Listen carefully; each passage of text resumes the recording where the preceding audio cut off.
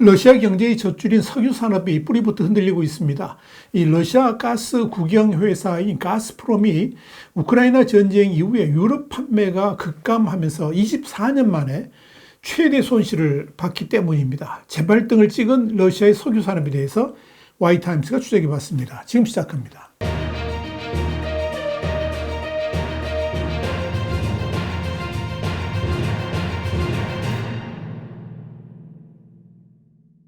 블룸버그 통신은 현지 시간으로 3일 러시아 국영 가스프롬이 유럽으로의 수출 감소 그리고 연료 가격 하락으로 인해서 1999년 이후에 처음으로 연간 순손실을 기록했다 그러면서 지난 2일 발표된 수익 보고서에 따르면 석유 및 전력 사업을 포함한 가스프롬 그룹은 지난해 무려 6,290억 루블 그러니까 9조 5천억 원 정도의 손실을 기록했다 이렇게 보도했습니다. 가스프롬은 1998년에서 99년 금융위기로 큰 손실을 본 적이 있지만 블라디미르 푸틴 러시아 대통령의 측근인 최고 경영자, CEO 알렉세이 밀러가 2001년 회사를 인수한 후 흑자로 돌아섰습니다만은 지난해 첫 손실을 기록한 것입니다. 특히 우크라이나 전쟁 2년 차였던 지난 2022년에도 1조 2천억 루블, 그러니까 한 17조 8,700억 원의 순이익을 냈지만 서방 진영의 제재가 본격화되고 동시에 유럽에서의 수입 중단이 덮치면서 실적이 크게 악화했습니다. 이에 따라서 매출도 지난해에는 8조 5천억 루블 그러니까 한 126조 6천억 원 정도로 전년 대비 30%나 감소를 했습니다. 이와 관련해서 블룸버그는 국제에너지기구의 추정을 인용해서 가스프롬은 계속해서 여러 유럽 국가에 파이프라인 가스를 공급하고 있지만 지난해 유럽으로의 가스음은 1970년대 초기에 최저순으로 떨어졌다 그러면서 러시아는 유럽에서의 감소분을 메꾸기 위해서 중국으로의 수출을 대폭 늘렸지만 그럼에도 유럽에서의 손실을 상쇄하지 못하면서 대대적인 순손실을 기록하게 된 것이다. 이렇게 설명했습니다.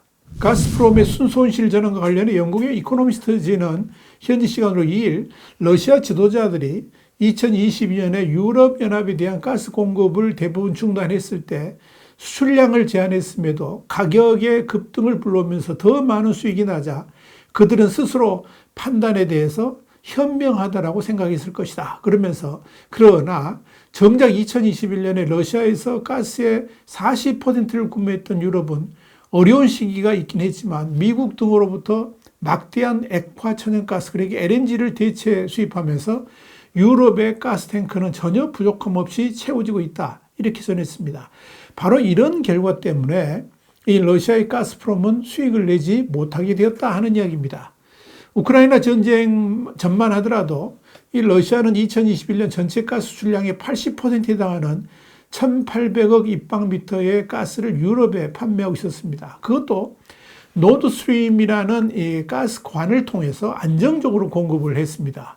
그 말은 러시아가 다른 방법, 예를 들면 연료를 마이너스 160도씨까지 냉각할 수 있는 플랜트라든지 LNG를 운송하는 데 필요한 특수 유선 등은 사실상 필요가 없어서 준비조차 제대로 되어 있지 않았다는 것을 뜻합니다. 그런데 유럽으로 노드스트림을 통한 에너지 수출이 막히면서 러시아는 당장 다른 나라로 수출하고 싶어도 할 수 없는 상황이 되어버렸습니다. 운송수단이 준비되어 있지 않기 때문에 그런 겁니다. 이런 가운데 전쟁이 끝나지 않으면서 러시아는 전쟁에 소요되는 현금이 절실히 필요한 상황입니다.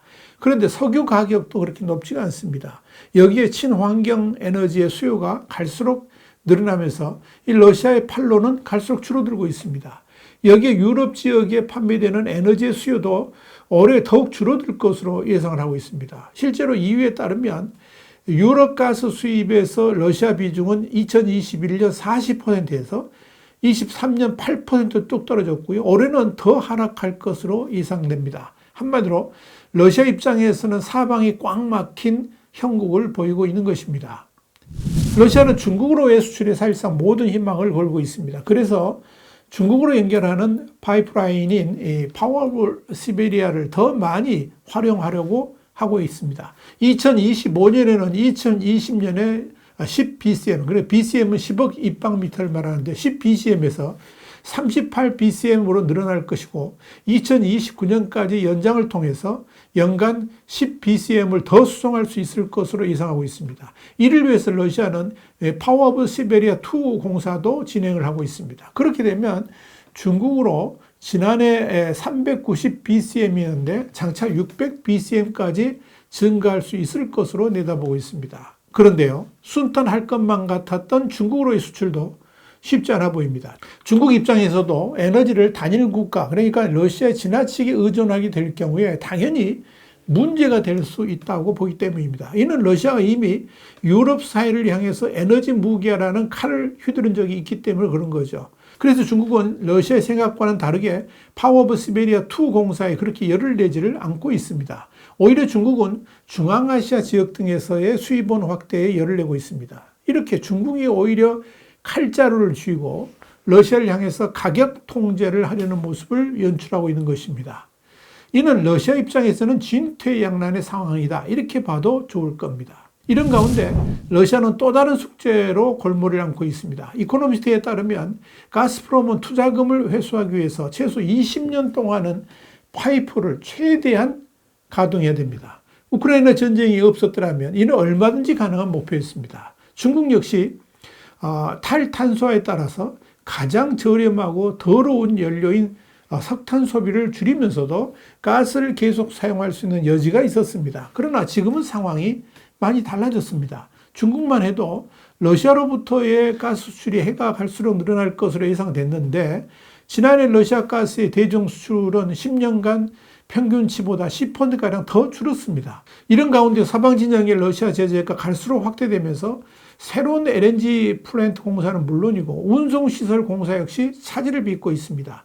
이 서방 진영의 부품 없이는 공사가 진행될 수 없기 때문에 그런 겁니다. 여기에다가 러시아의 주력 LNG 프로젝트인 북극 LNG2에 대한 일본 투자자들은 철수를 했고 중국 투자자들은 미국의 제재 면제를 요청했지만 받아들여질 가능성은 거의 없습니다.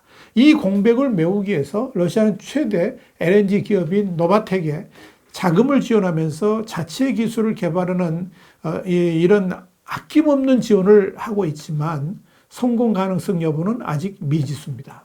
결국 에너지를 무기로 유럽을 뒤흔들려고 했던 푸틴의 꿈은 이미 산산조각이 나버렸고 오히려 그로 인한 손실만 눈덩이처럼 이렇게 늘어나면서 러시아 국민들이 고스란히 떠안게 됐습니다. 그런데 러시아의 재정 상황이 어떻게 흘러가는지 간단하게 알 수 있는 일이 벌어졌습니다. 푸틴은 지난 4월 28일 러시아 국내 총생산, 그러니까 GDP가 연말까지 3% 이상 성장할 것으로 예상된다 그러면서 현재 경제 상황으로 미뤄봤을 때 발전 전망이 개선될 수 있다, 이렇게 큰 소리를 쳤습니다. 그런데 이런 성장률 자체가 얼마나 허상인지 푸틴조차도 제대로 알고 있지 못하는 것 같습니다.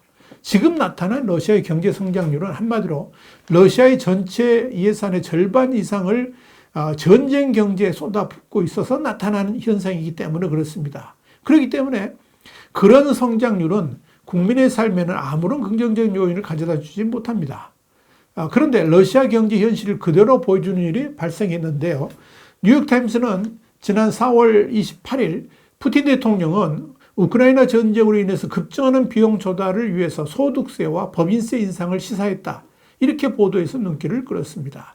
뉴욕타임스는 이어서 러시아는 2024년 예산의 거의 3분의 1을 국방비 지출에 할당을 했는데 그럼에도 전쟁 자금의 엄청난 증가로 적자가 가중되자 결국 세금 인상이라는 수단을 선택하게 됐다, 그러면서 이런 증세는 10여 년 만에 처음 있는 일이다, 이렇게 전했습니다.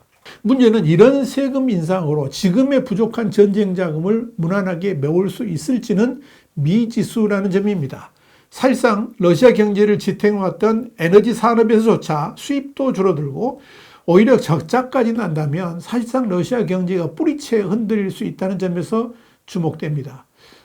특히 이 러시아 연방 예산의 3분의 1은 석유와 가스에서 나오는데 이는 글로벌 석유 시장의 가격이 하락하게 되면 모스크바의 전쟁 조달 능력도 또한 하락할 수 있다는 점입니다. 이런 상황에서 전쟁이 빨리 끝나지 않고 지속되면 될수록 러시아 경제는 더욱 혼돈의 상태로 진입할 수가 있을 겁니다. 당장 앞으로의 전쟁 비용이 얼마나 더 들지 예측 자체가 불가능한 데다가 서방 진영의 제재로 인한 피해, 또 경제의 중요한 축인 에너지 산업의 수익 감소가 얼마나 더 이어질 것인지 이런 예측 자체가 오리무중이기 때문에 그렇습니다. 마지막 한마디만 더요. 전쟁을 지속하기 위해서 국민들로부터 세금을 더욱 늘린다는 것은 그야말로 나라를 골병들게 만들려고 작정하지 않고서는 도대체 할 수 없는 생각입니다. 그런데 푸틴은 용감하게 그렇게 하겠다라고 합니다.